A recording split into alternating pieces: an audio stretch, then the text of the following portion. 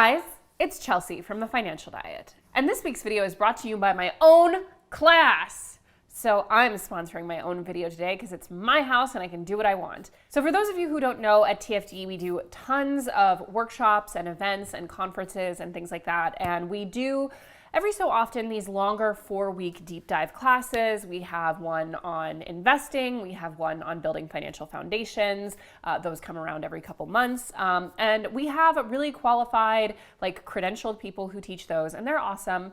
But when I was thinking about, because I wanted to do a class myself, the subjects that I feel qualified to teach a 4-week kind of masterclass on, the only thing I could really think that I am truly qualified to teach is building a real and sustainable business on YouTube. There are a lot of classes and courses and videos out there about how to go viral and get a lot of subscribers, and those things are good, but I also know from my nearly 7 years on YouTube that even consistently going viral or having a lot of subs does not translate into having a real sustainable business. And as you guys probably know, I'm also very, very passionate about operating that business in a way that is ethical and equitable to its staff and genuinely working to build something that you're actually proud of. So this class is for people who have a channel or are starting a channel that they're looking to build into a real, sustainable, profitable business, whether that's just supporting them as an individual or supporting a staff like we do here at TFD. It's a 4-week class starting on April 19th, and if you can't make classes live, there will be recordings available of everything. I also have office hours where I work with my students and answer all of their questions.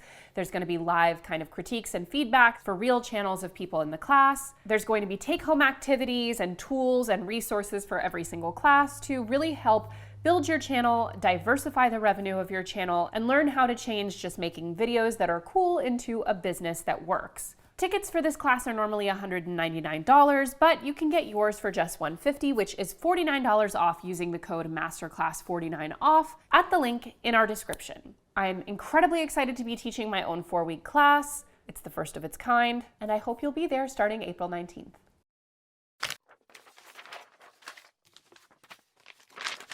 In late 2021, my husband and I packed up and left Toronto after more than 10 years of living and working in the city. Our town, just off the coast of Lake Erie, isn't actually that small. It's 13,000 people, which is larger than where either of us grew up. But that's still about 0.5% of the population of Toronto, and life is different here. There's no public transit, no skyscrapers, and everything closes at 4 p.m. and doesn't open at all on Sundays. A lot of people have advocated for relocating to small towns since the onset of the pandemic. And while it's hard to say if my husband and I would have moved here if not for relocating for my job, there have been some huge advantages in terms of the changes to our lifestyle. When we look at some of the money we saved from no longer being city dwellers, especially on little things we don't even miss, we're pretty happy with our decision. Here are some of the things we didn't even realize we'd no longer be buying. Number 1. Novelty foods, convenience foods, and treats. Whether it was a vegan brownie at the coffee shop where my husband got his work coffees, or a bottle of kombucha at the corner store by my office, it always felt very easy to drop $2 a day on extras. And in a way, this became more frequent because when you're in a big city, you always feel far from home. Long transit trips, working late, and spontaneous detours always make it way too easy to grab those convenient snacks. This expense did already reduce when the pandemic hit and we started working from home, but it still occurred a few times each week, with things like grabbing a protein bar at the grocery store for the walk back to our apartment. Overall, this has resulted in anywhere from $40 to $60 in savings any given month. Number 2, bar visits, coffee dates, and excessive dining out. Our district actually has a pretty decent food scene due to all the local agriculture. But nevertheless, when we started making friends, we noticed that asking someone to go out for coffee or go out for drinks wasn't the default like it was in the city. In 5 months of living here, I've never once met someone for coffee or drinks. I've been far more comfortable hosting at my place and being hosted at others' places. Or we'll hang out at the park or beach. Part of me wonders if it's because we don't have as many new places here that we feel compelled to check out, or because of how limiting the operating hours are here.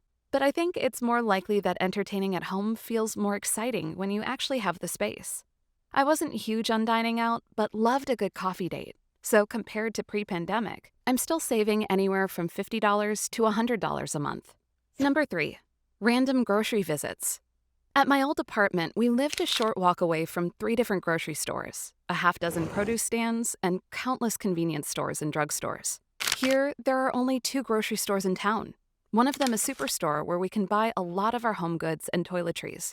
Everyone knows that you can not only save money, but also have a more organized meal planning experience if you actually pre-plan your grocery trips.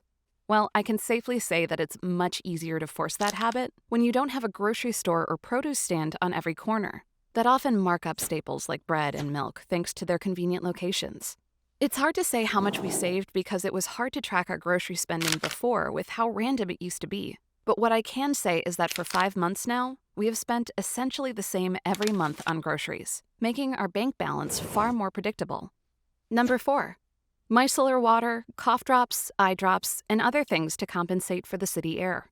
This one is a strange one, but it is absolutely one of the biggest differences I've found, not only in terms of my wallet, but also in terms of how I feel.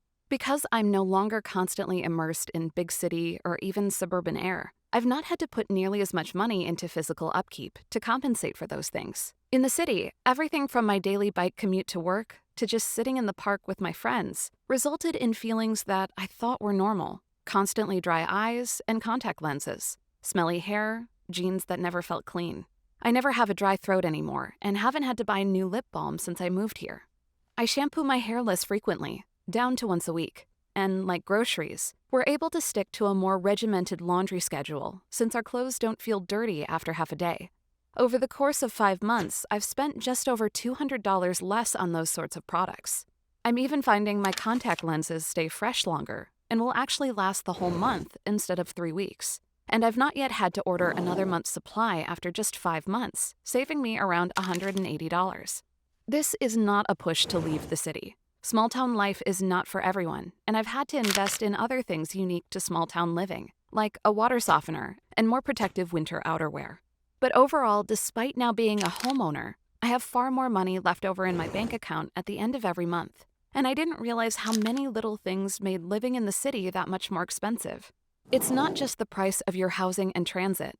It's those little splurges that don't feel impulsive because they're so ingrained into your everyday life. If you're ever considering moving to a smaller town, you'll probably find far more subtle savings than you realize.